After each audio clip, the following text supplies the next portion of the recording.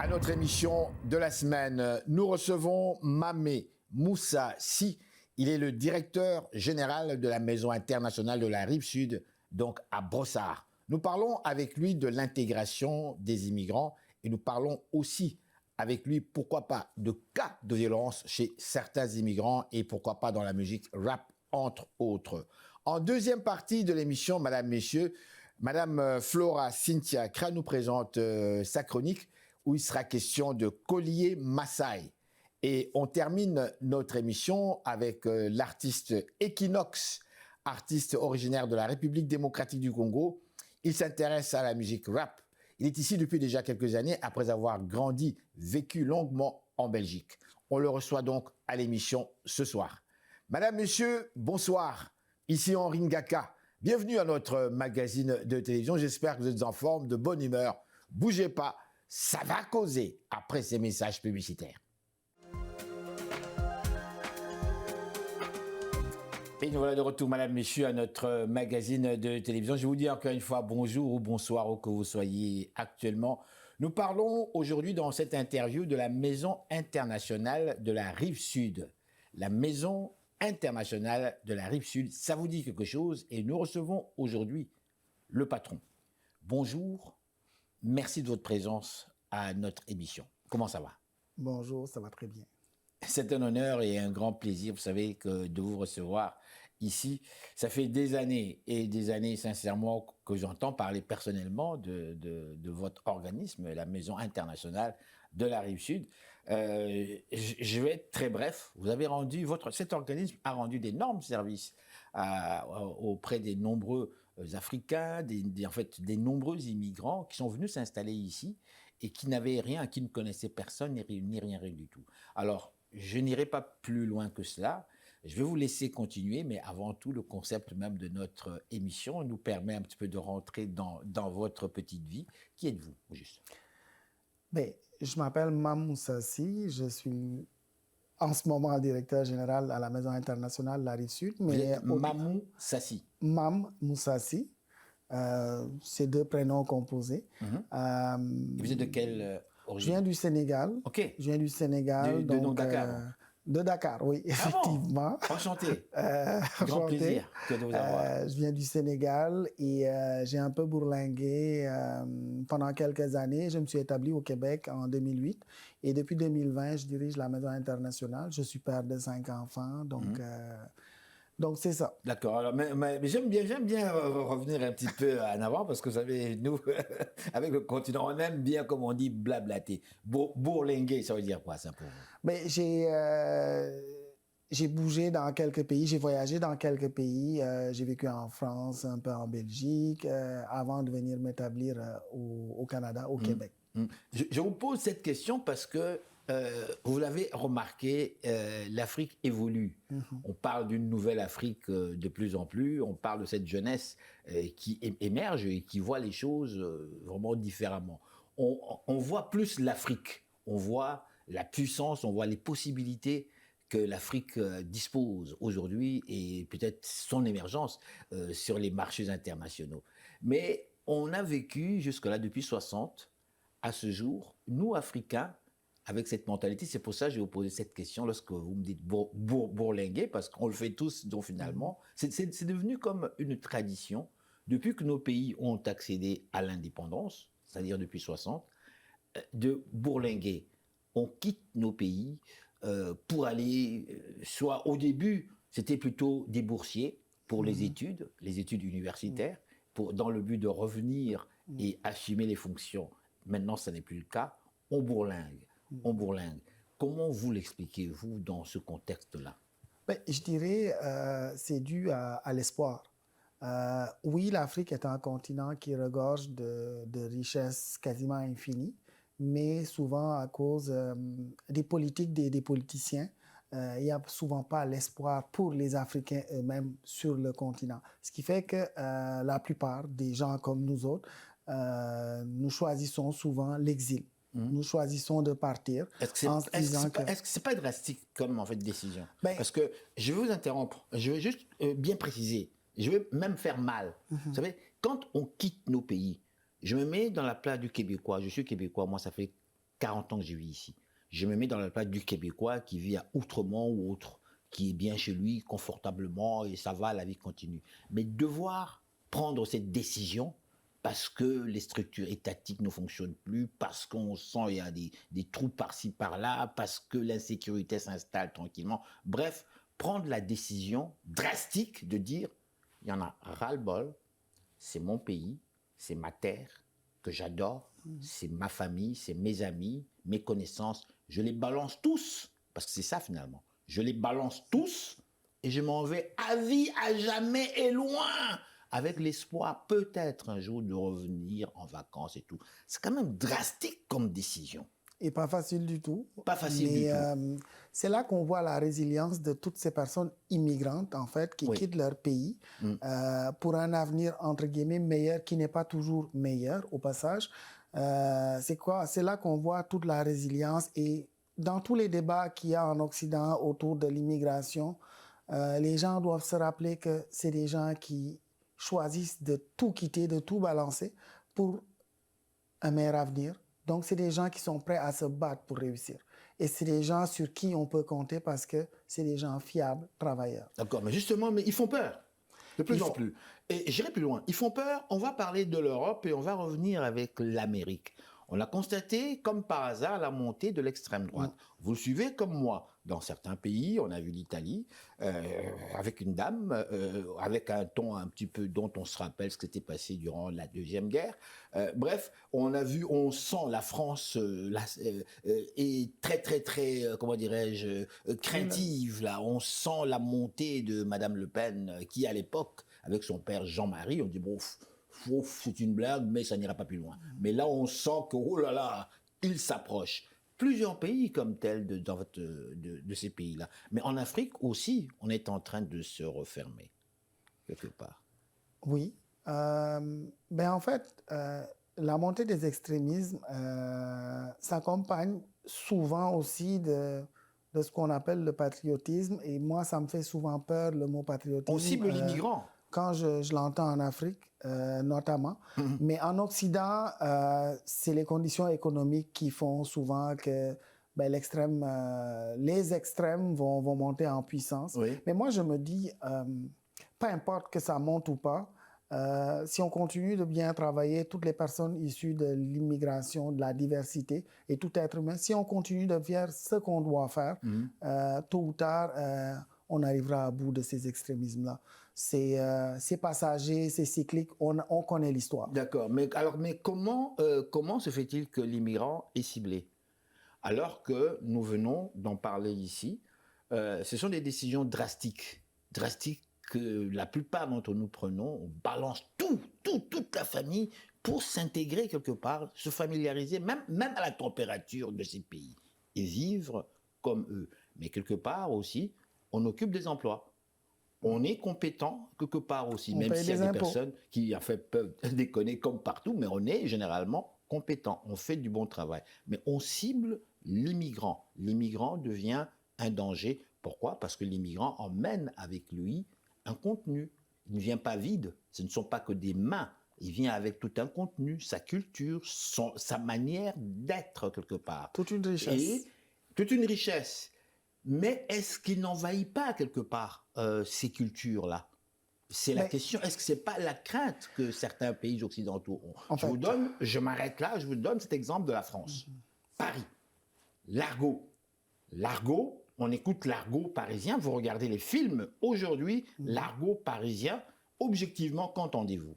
Ce que j'entends, moi, j'entends l'influence marocaine dans la langue française. Mais c'est une richesse. L'accent marocain que j'ai connu à Rabat dans ma jeunesse, c'est cet accent marocain que j'entends dans ce qu'on appelle aujourd'hui l'argot française. Est-ce qu'on ne craint pas cette influence-là un petit peu partout? Mais je dirais que c'est une richesse parce que on n'a jamais vu une langue stagner. Tout ce qui stagne finit par disparaître. Le français qu'on parle a beaucoup évolué. Le français de La Fontaine, de Louis XIV, Louis XIII, c'est différent du français qu'on parle. Ce sont des syncrétismes, des influences venues d'extérieur qui enrichissent les langues. C'est la même chose pour l'immigration. Les personnes qu'on appelle les Sénégalais aujourd'hui n'ont pas toujours vécu au Sénégal. Il y a eu des vagues d'immigration. Les Français viennent de Francs. Les Francs étaient des barbares qui venaient d'Asie. Donc, en fait, le monde a toujours évolué et c'est à cause de l'évolution que l'évolution nous permet d'être meilleurs, d'une certaine façon. L'évolution nous permet d'être meilleurs et on doit avoir cette ouverture-là à l'évolution et de s'enrichir de ce qui vient d'ailleurs. Parce que si je restais chez moi et que je ne mangeais que j'ai envie de dire mon riz, mais en fait, le riz au Sénégal est apparu avec la colonisation. On mangeait du mil avant. Mais pour un Sénégalais moyen, il va dire qu'on mange du riz depuis des temps immémoriaux. Mais bref, si je mangeais que mon riz, que je ne découvre pas la pizza, que je ne découvre pas tel ou tel autre, je ne m'enrichirais pas. Et il faut qu'on soit ouvert. Qu'on soit ouvert.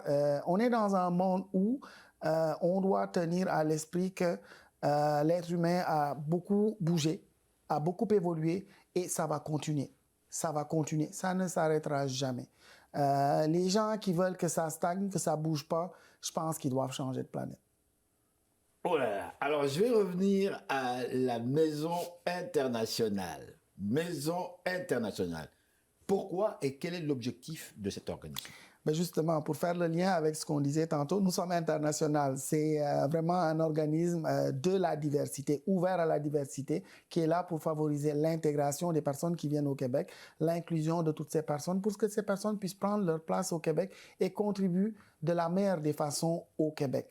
Donc nous les accompagnons de plusieurs façons, autant en les aidant dans les inscriptions à l'école, à remplir des formulaires, à apprendre le français, à les accompagner quand ils ont des soucis, quand ils ont besoin d'écoute, quand ils ont besoin de certains types d'accompagnement à l'hôpital, connaître le système de santé, le système scolaire.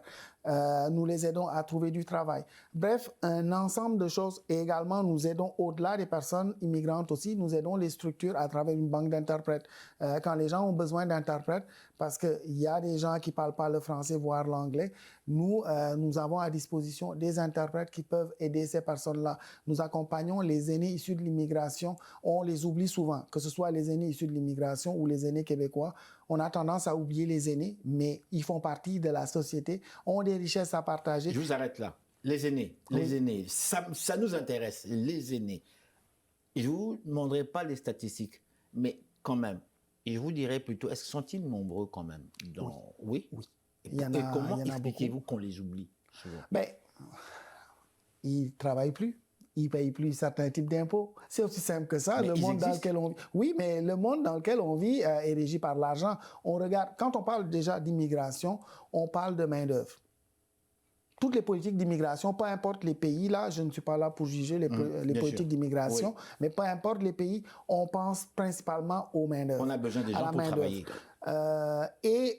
Quand les gens arrivent à la retraite, c'est un autre stade, c'est plus des employés, c'est plus des gens qui sont utilisables, donc on les oublie facilement. Même les aînés qui sont nés ici, les aînés québécois ou canadiens, on les oublie, donc encore pire pour les aînés migrants. En fait, que faites-vous exactement? Nous, on les accompagne, on leur donne la place qui leur revient. C'est-à-dire? On les amène à s'impliquer dans la communauté, à partager leur savoir, parce que les aînés ont des savoirs importants, leurs expériences. Donc nous, on en profite, parce que quand ils le partagent, et puis ils le partagent avec une telle générosité, il y a des aînés qui animent des ateliers, des aînés qui cuisinent, des aînés qui font des réparations, des aînés qui apprennent à d'autres aînés ou à des plus jeunes des langues comme le français, l'espagnol, l'anglais et d'autres types de langues. Donc nous, on les amène à continuer à prendre leur place dans la société. La Maison internationale de la Rive-Sud a reçu quand même des nombreux, enfin je cible l'Afrique, des nombreux Africains et personnellement j'ai connu des nombreux Congolais. C'est eux qui m'ont parlé de cet organisme-là à l'époque où j'étais encore aux études, en fait l'université. Donc je connaissais cette boîte-là et pour eux c'était vraiment, ça a sauvé leur vie, ça a changé leur vie, ça leur a permis finalement de vraiment carrément s'installer, avoir une famille, profiter de la vie canadienne québécoise ici. Vous en tant que directeur, vous devez en fait être très très fier quand même. Oui, Mais je vais commencer par une chose. Nous ne sommes pas parfaits, nous à la Maison internationale, comme d'ailleurs tous les autres organismes, mais nous essayons de faire plus que notre bout. Depuis quand déjà? La Maison internationale existe depuis 1975 officiellement. 75? Oui, on va vers notre 50e en juin 2025. Mais même si nous sommes imparfaits, nous essayons au jour le jour, à chaque fois qu'une personne franchit nos portes, d'essayer de l'accompagner de la meilleure des façons, de le soutenir, de l'écouter, de comprendre son histoire, de comprendre ses enjeux pour voir comment est-ce qu'on peut identifier les pistes de succès pour cette personne-là. Est-ce que vous ne ciblez que les gens de la rive sud puisque vous êtes situé à Brossard? Et d'ailleurs, j'en profite pour saluer nos téléspectateurs de toute la rive sud, y compris Brossard particulièrement. Est-ce que c'est uniquement la rive sud ou bien ça touche tout Montréal, ça touche toute personne qui est dans ces situations-là, qui est minorité ethnique ou autre, voudrait vous contacter pour X, Y problème? Par exemple, la recherche du travail. Initialement, je vous dirais, c'est principalement pour les gens qui sont sur la rive sud de l'île de Montréal. La Montérégie, on couvre une grande partie de la Montérégie, que ce soit l'agglomération de Longueuil, que ce soit le Roussillon ou autre. Mais après, je dirais, les portes ne sont pas fermées à toute personne qui le souhaite. Après, on souhaite idéalement qu'une personne qui se trouve à Cartierville aille au CACI. Une personne qui se trouve à Saint-Laurent aille au CARI. Une personne qui se trouve à Laval aille vers les organismes lavallois. Mais si une personne veut traverser toute l'île pour venir nous voir, on va recevoir cette personne-là. Mais idéalement, on préfère que les gens n'aient pas à se rajouter du stress, à faire beaucoup de kilomètres pour aller trouver un organisme qui les accueille. Mais on reçoit, nos portes sont ouvertes pour toute personne qui souhaite venir nous rencontrer. Bon, alors, je vais vous emmener vers le terrain de l'emploi. Parce que, comme vous le savez, vraiment, c'est l'emploi qui nous permet d'exister comme tel. Le Québec fait appel à des nombreux immigrants pour différents types de professions. Il a été donné de constater également qu'il existe des nombreux immigrants, et pour eux, des minorités ethniques noires et africaines qui ont fait leurs études ici, depuis de très nombreuses années, qui ont vécu ici, qui se sont intégrés à la société ici, qui ne parviennent pas, qui ne sont pas parvenus à trouver du travail dans leur domaine, dans leur champ de spécialisation, après avoir étudié ici, avec des Québécois comme eux. Je ne sais pas comment est-ce qu'au sein de vos organismes, si vous avez eu affaire à ce type de problème, si vous avez eu affaire à ce type de réflexion, j'aimerais connaître votre point de vue là-dessus. Mais je vous dirais, l'emploi, c'est complexe. Normalement, si on étudie tous les deux et on a le même diplôme, peu importe votre origine, on devrait avoir les mêmes chances. Mais on s'entend qu'on fait face souvent à des problèmes systémiques. Le racisme systémique existe. C'est ce qui fait souvent que certaines personnes ont plus de mal à trouver un emploi. Mais après, oui, je vous arrête là. Je vous arrête là. Je me mets toujours dans la peau de l'avocat du diable. Même si quelque part, je suis d'accord avec vous, mais enfin, je me tais. Et je le dis tout haut. Lorsque vous dites racisme systémique, mais jusque-là, il n'a jamais été prouvé, démontré par A plus B, qu'il existe des cas de racisme systémique. On en parle beaucoup, le gouvernement en parle de plus en plus. Depuis les années 70, 75, 80, 90, les immigrants noirs existaient au Québec, ils étaient là. On criait haut et fort au racisme, on disait « Ah mais non, vous exagérez. Vous êtes en train d'inventer, vous êtes tout le temps en train de vous plaindre, de chialer. On n'est pas raciste ici. » C'est la réponse. Vous m'affirmez, vous me parlez ici de racisme systémique. Mais juste à travers les statistiques, en fait. Les statistiques, les chiffres, on peut faire dire ce qu'on veut aux chiffres, en général, mais les chiffres ne mentent pas. Les données ne mentent pas. Regardons au niveau des statistiques. C'est un indicateur. Et quand je vais au niveau des statistiques, au niveau des chiffres, regardez au niveau des institutions. Pour ne nommer aucune institution, regardez le nombre de personnes qui sont dirigeantes, le nombre de personnes gestionnaires. Ça, c'est un indicateur. c'est quand on regarde des chiffres, par exemple, d'une ville et que tous les gardiens de parc, là, il y a une belle inclusion, il y a beaucoup de personnes issues des diversités, des minorités, issues des communautés noires, et on n'en voit quasiment pas ou on n'en voit pas au niveau des gestionnaires. Ça, c'est un indicateur intéressant. Donc, juste à travers les chiffres, on peut le prouver. Parce que l'égalité des chances, c'est quelque chose sur laquelle on n'a pas encore fini de travailler. Et nous, à la Maison internationale, on continue d'y travailler et de différentes façons. C'est de faire comprendre aux gens qu'ils peuvent réussir. Malgré tous les écueils qu'il peut y avoir, ils peuvent réussir, qu'ils aient confiance en eux et qu'ils développent leur réseau. C'est important de développer son réseau et de développer leur réseau dans leur communauté et en dehors de leur communauté. Et ça peut les aider à prendre leur place dans ce pays-là. Parce que beaucoup aussi vont pas s'impliquer. C'est important de s'impliquer parce que à travers l'implication, on peut multiplier son réseau, on peut élargir son réseau et avoir d'autres opportunités en termes d'emploi. Et on a vu depuis 3-4 ans que le marché de l'emploi a changé. Même si là, il se stabilise un peu, le marché de l'emploi est devenu le marché de l'employé. Et c'est à ce moment-là que les communautés noires, par exemple, et toutes les communautés racisées doivent profiter de ce momentum-là pour se positionner de la meilleure des façons en emploi. Aujourd'hui, la Maison internationale de la Rive-Sud est connue. Il y a eu quand même plusieurs... en ce qui me concerne, j'ai eu personnellement l'occasion de rencontrer plusieurs Congolais qui m'en ont parlé, qui sont très fiers aujourd'hui, et je dois vous remercier en leur nom.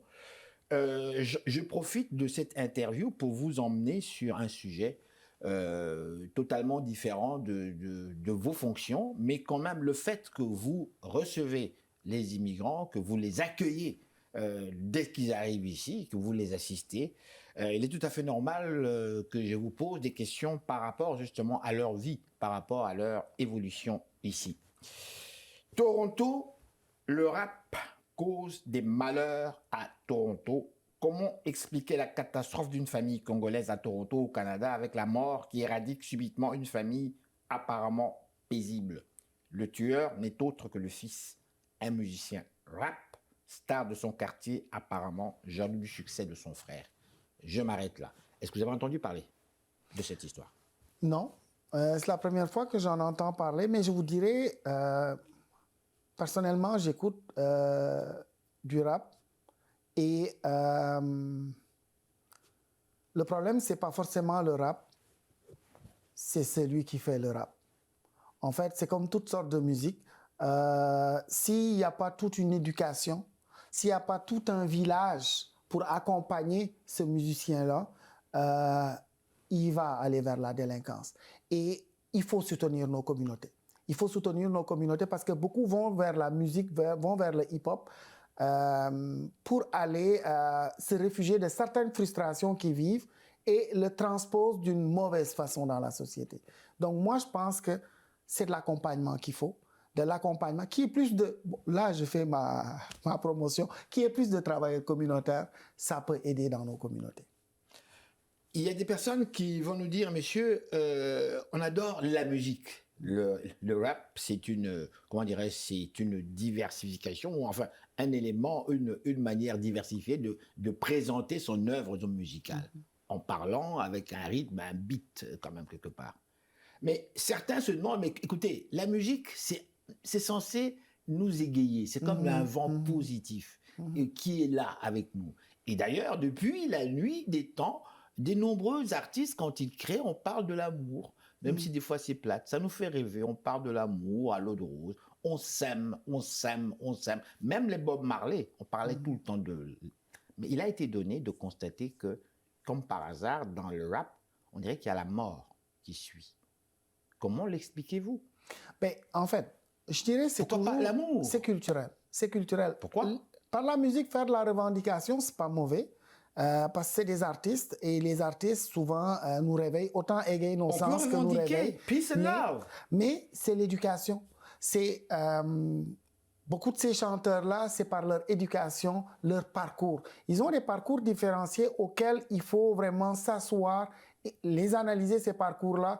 Et c'est des gens qui parfois aussi, c'est des appels à l'aide. des appels au secours et on ne les entend pas. Donc, c'est à nous comme communauté de prendre le temps d'écouter toutes ces personnes-là. D'accord, mais quand on dit on ne les entend pas, mais ils parlent, ils ne chantent même oui, plus. Mais ce n'est pas parce qu'ils crient qu'ils parlent. On doit prendre le temps de les écouter et de les comprendre. Bien, écoutez, je dois vous dire merci déjà. Le temps, malheureusement, est passé trop vite. Je vous laisse avec le mot de la fin pour la Maison internationale de la Rive-Sud. Ben moi, pour commencer, je vais remercier tous mes prédécesseurs qui ont abattu un travail extraordinaire. Et moi, je m'inscris dans cette lignée-là pour faire continuer, faire avancer les choses à la Maison internationale de la Rive-Sud. Faire avancer les choses, c'est continuer à contribuer à un Québec plus inclusif. Merci. Merci beaucoup. Merci infiniment. Et voilà, madame, monsieur, restez là. Nous sommes de retour tout de suite après ces réclames publicitaires.